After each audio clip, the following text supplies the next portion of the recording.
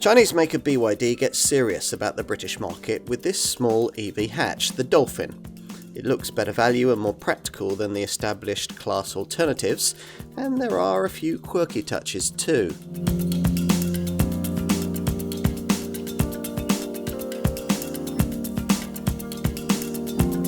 It's about time we had a wider range of more affordable supermini-sized EVs, and at last it looks like the choice is widening. Here's the BYD Dolphin, a cheerily named contender to take on established class favourites like the Vauxhall Corsa Electric and the Peugeot E-208, as well as impending new ones like the reborn Renault 5.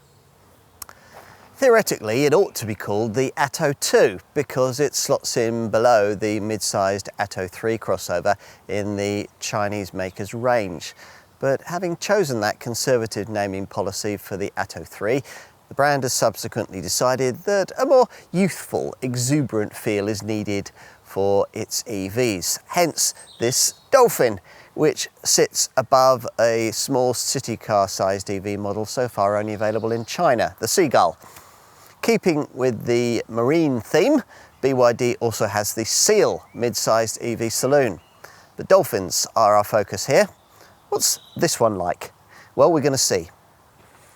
This, of course, is just the start of BYD's product offensive, overseen by a UK dealer network that'll grow from around 30 to around 100 outlets by 2025.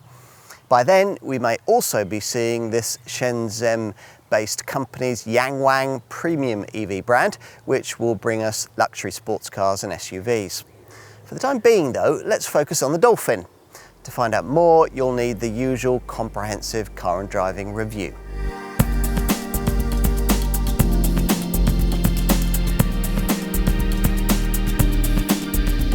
The Dolphin name suggests something quite agile, but from rest this BYD feels heavy and substantial for a little hatch of this size.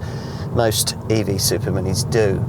Is it really eco-friendly for a city-based runabout of this size to weigh nearly 1.7 tonnes? Answers on a postcard, please. But again, like most small EVs, once it gets going, there's a fair bit more zip than you'd usually get from a small hatch, well, up to 60 miles an hour anyway. In the bigger battery 60.4 kilowatt-hour model we're trying here, the Dolphin's front-mounted motor puts out more power than most likely owners will ever really need, 204 PS. There's almost too much, actually. Coming out of junctions or through tight corners, you sometimes feel the little stitched wheel writhing in your hands as the front wheels struggle to control the 310 Newton-meter torque delivery. Still, all that electric motor grunt allows 62 miles an hour to be dispatched in just 7 seconds on the way to a 99 mile an hour maximum if you select the most urgent of the 4 provided drive modes, Sport. The others are normal, snow, and the eco setting that you'll need to get anywhere near the claimed 265 mile drive range figure. To achieve this, you'll also need to regularly switch the brake regen setting from standard to high, though doing that won't give you the kind of arresting off-throttle retardation that you'll get with some rivals. There is another battery option, a smaller 44.9 kilowatt-hour power pack in the poverty spec models, but the available range figures might cause you to think twice before selecting it. 211 miles for the base 95 PS active variant and just 193 miles for the 176 PS boost model, which you'd really need if you were choosing this smaller battery because the active derivative's rather feeble motor is yawningly slow. There's nothing particularly engaging about the way this front-driven Dolphin handles round the bends. A rear-driven rival MG4 is much more enjoyable to punt along the back doubles. But that kind of capability is lost on most likely customers in this segment. And the stiff modular E-Platform 3.0 chassis this BYD uses, basically the same as that in the company's larger Atto 3 and Seagull models, keeps body roll nicely in check through the turns. Through those curves, the light steering lacks feel, but it's precise enough to allow you to easily place the car where you want it.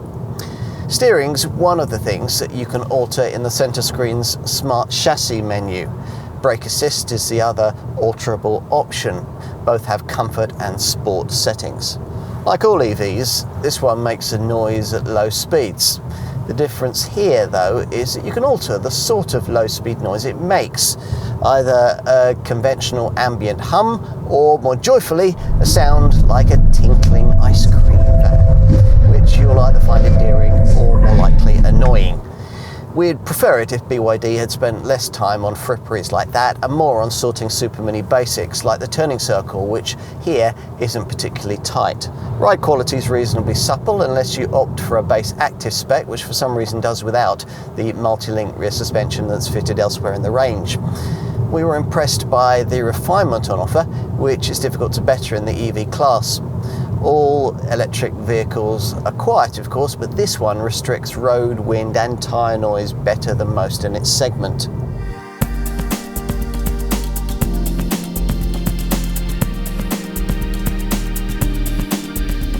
Whether or not you like the look of this Dolphin will be a matter of personal preference, but there's no doubt that it's been sized cleverly, lengthwise splitting the difference between something like an electric Corsa or Peugeot 208 and slightly larger crossover style EV small hatches like the Volkswagen ID3 and the Kia Niro EV.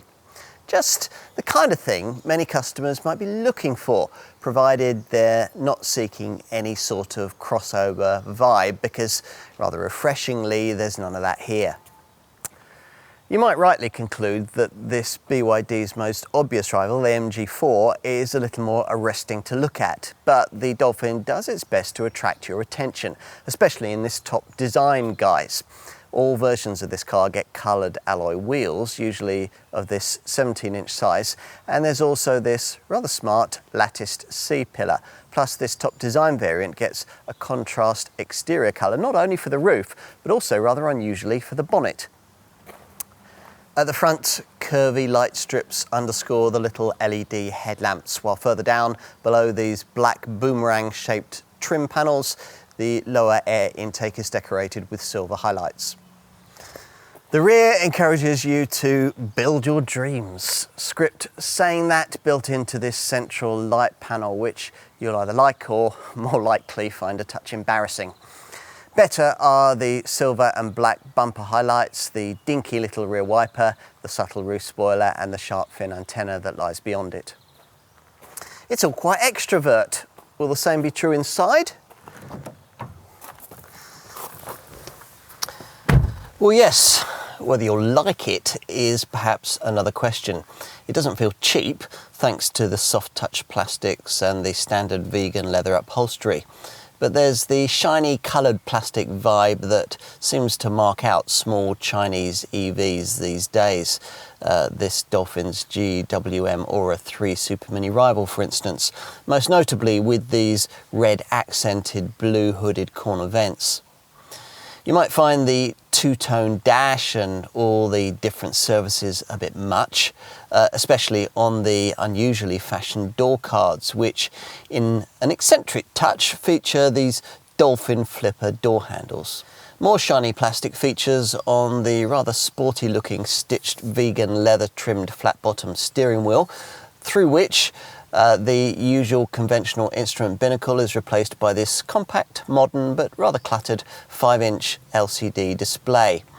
And there are plenty of other somewhat strange touches, like this unusual gear selector, these curious dash top indents which reflect annoyingly on the bottom of the screen, the wave-like speaker grills, and in the case of this top model, these red-piped, blue-upholstered sports seats with their black bolsters.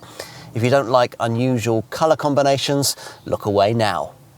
You might be wondering why the centre of the dash has this rather overly prominent lower storage area. It doesn't take long to find out.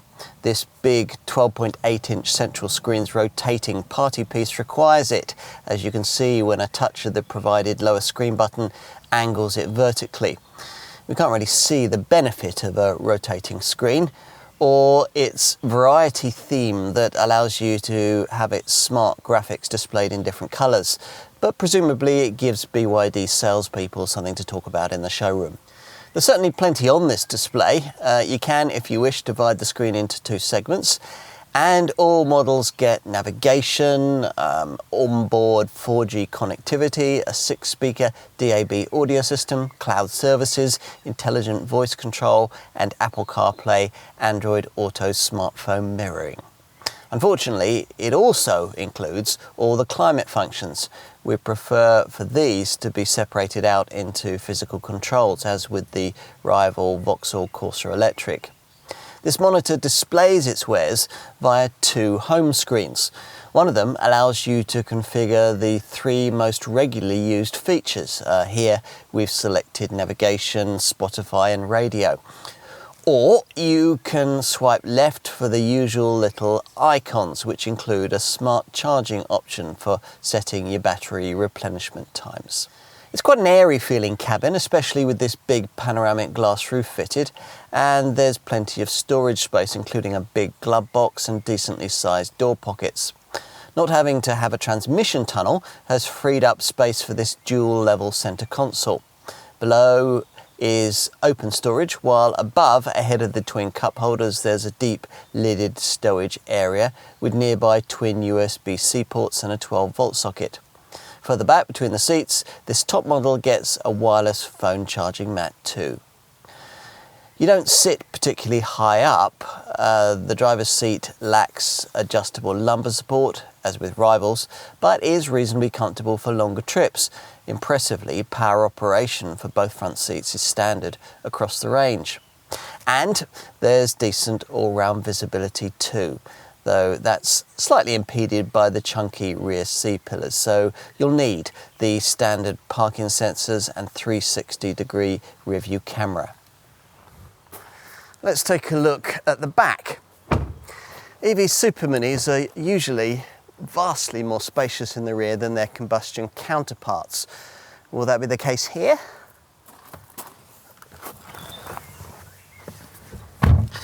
Well, yes.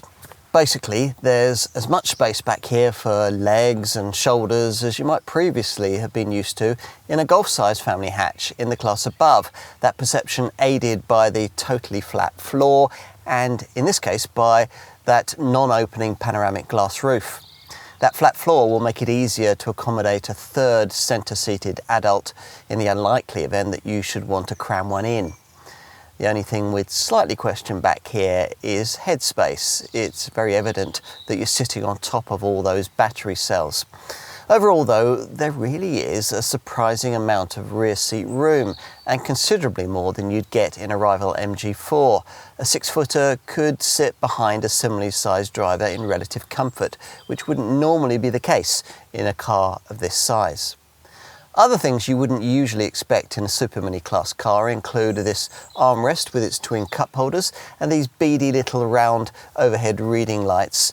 BYD provides twin USB-C ports back here and a useful little centre storage cubby. Plus there are seat back pockets with useful smaller phone pockets and reasonably sized door bins.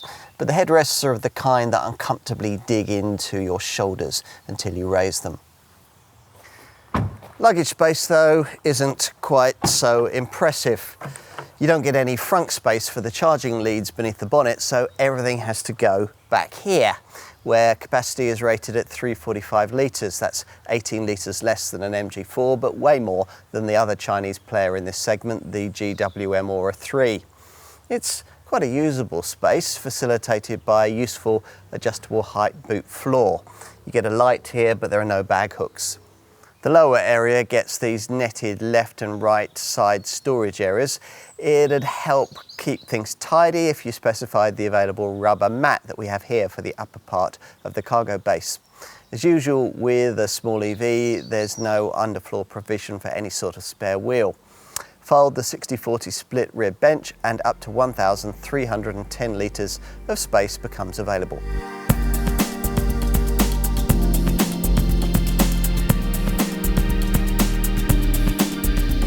As with the Atto 3, BYD isn't looking to substantially undercut its main competitors on price, but the Dolphin still looks decent value. Well, for an EV Super Mini anyway. At the time of filming in early summer 2024, the brand was asking from around £25,500 for this model, a fraction below its most direct Chinese EV rival, the MG4. If you're shopping in this segment, you'll have noted that this is well above what you'd pay for the very cheapest small EVs, the Dacia Spring and the Citroën EC3. But remember, you get a bigger battery here than is fitted to cars like those. The other Chinese alternative in the Dolphins segment is the GWM Aura 3, but one of those costs quite a bit more, from around £32,000 as we filmed. There are 4 Dolphin trim levels with base active spec. You get for the starting price just mentioned really only for urban folk, using the smaller 44.9 kilowatt hour battery and the feeblest 90 PS motor. You'd probably be better off finding the £1,000 more that BYD wants for the next version up, Boost spec, which mates the 44.9 kilowatt hour battery with a considerably faster 176 PS motor. Now, if you'll occasionally be heading beyond the city limits, then you'll want a Dolphin with the larger 60.4 kilowatt hour battery that we're trying here, borrowed from the brand's larger Atto 3 model. In which case, you'll need a budget starting from around £30,000. There are 2 variants at this level, Comfort or, as in this case, Design. Both mate this power pack with a 204 PS motor, also borrowed from the Atto 3. BYD's big market advantage is that, unlike other brands, it makes all its EV drivetrain components itself. Batteries, motors, control units, semiconductors, the lot. Which is why, instead of waiting months for your car, as is sometimes the case with EVs from some other brands in this segment, a Dolphin can be with you in no more than a couple of weeks. And it'll be very well equipped. All variants get LED headlamps and tail lights, bicolour alloy wheels, rear parking sensors, a 360-degree rear view camera, adaptive cruise control, keyless entry, metallic paint, and a heat pump to preserve winter EV range. There's also a vehicle to load function that allows you to power external devices like lamps and laptops from the car's drive battery, and a set of 4 driving modes: Eco, Normal, Sport and Snow. Inside every Dolphin, there's a 5-inch LCD instrument panel and a 12.8-inch electrically rotatable touchscreen with intelligent voice control, navigation, onboard 4G connectivity, a 6-speaker DAB audio system, and Apple CarPlay, Android Auto smartphone mirroring. There's also an 8-year cloud service that gives you 1.5 gigabyte of data per month for free for the first 2 years. And a BYD app that allows you to remotely interact with your car. Plus there's vegan leather upholstery and power adjustable front seats. Bear in mind though that with active spec you don't get the suppler multi-link rear suspension fitted elsewhere in the range, and there's only a rather feeble 7 kilowatt onboard charger, so your Dolphin's battery will take longer to replenish. Now, for the more sophisticated springing and a decently competitive 11 kilowatt onboard charger, you'll need to stretch at least as far as Boost spec, which also includes larger 17-inch wheels. Go for the bigger 60.4 kilowatt hour battery and you get a little more kit. Comfort spec gives you power folding mirrors, front parking sensors, heated front seats, and an optimised audio system. And this top design model adds all the trendy touches, tricolour alloy wheels and a choice of 2 contrasting colours for the bonnet and the roof, jet black or, as in this case, urban grey. Plus, design spec gives you a panoramic glass roof, rear privacy glass and a wireless phone charging mat. All models get an equally high standard of included safety kit. There's automatic emergency braking, predictive collision warning, lane departure warning and prevention, emergency lane keeping assist, blind spot detection, front cross traffic alert with front cross traffic brake, also rear cross traffic alert with rear cross traffic brake, plus traffic sign recognition, door opening warning, and indirect driver fatigue management. And of course you get all the usual front, side and curtain airbags, along with an emergency call system to advise the authorities of your exact GPS location if they ever go off.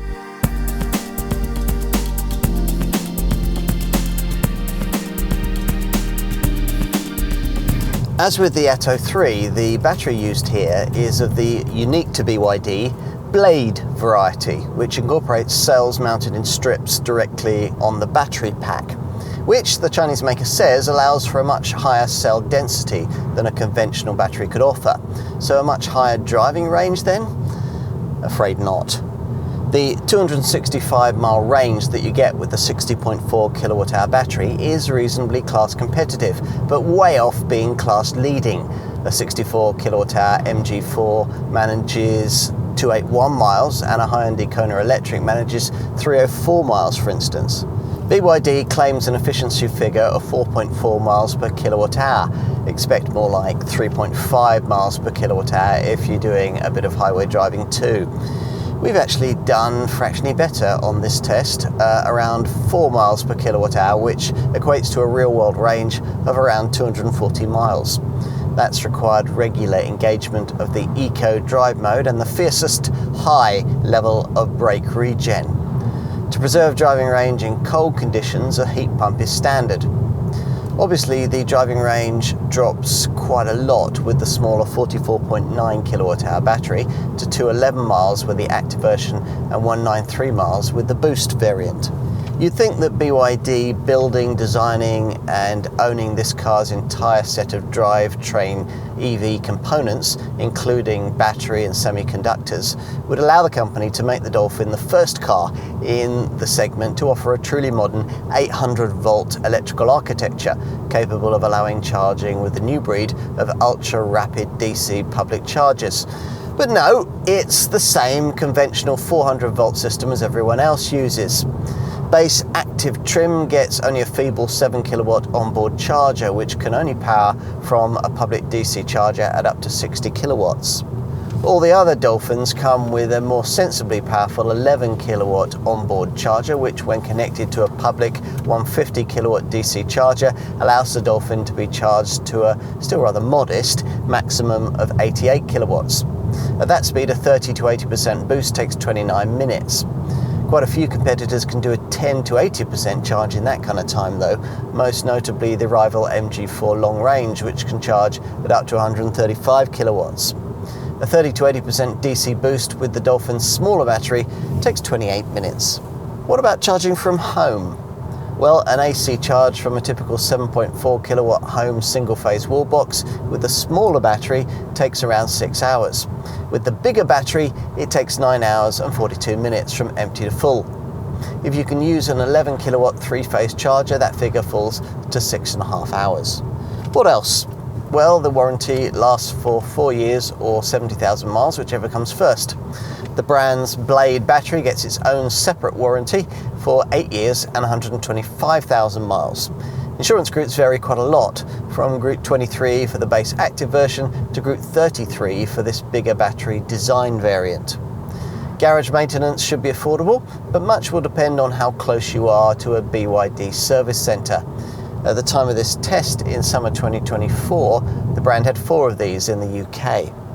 As we filmed, the low 2% benefit in kind taxation bracketing that applies to all EVs until 2025 would see users of this one typically paying £121 a year. And also until 2025, as with all EVs, you'll get free VED road tax and free entry into the London ULEZ and congestion zones. Depreciation is reasonable. The slightly larger BYD Atto 3 retains around 57% of its value over 3 years and 36,000 miles, and we wouldn't expect a Dolphin to be much different.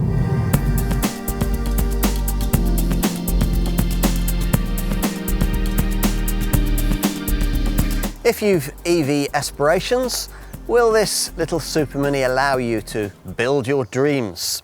Perhaps. The Atto 3 may have been BYD's first car in our market, but the Dolphin is undoubtedly the model that will establish this well-funded but fledgling Chinese brand. Yes, there's a big step up in price for one of these if you're graduating on from a combustion-powered small hatch. At the same time though, we can't help but think that many of the people currently paying up to £10,000 or so more for An only fractionally larger compact EV hatch, like say the Kia Niro EV and the Volkswagen ID3, would probably be just as happy in a Dolphin. So, should you take the plunge with one of these? If you don't care about choosing an unknown brand and can work around the restraints of the company's still rather restricted dealer network, then a Dolphin certainly ought to make the short list of someone in search of a small EV hatch. It's a car that sets out to flip a few established norms, and you might like it for that.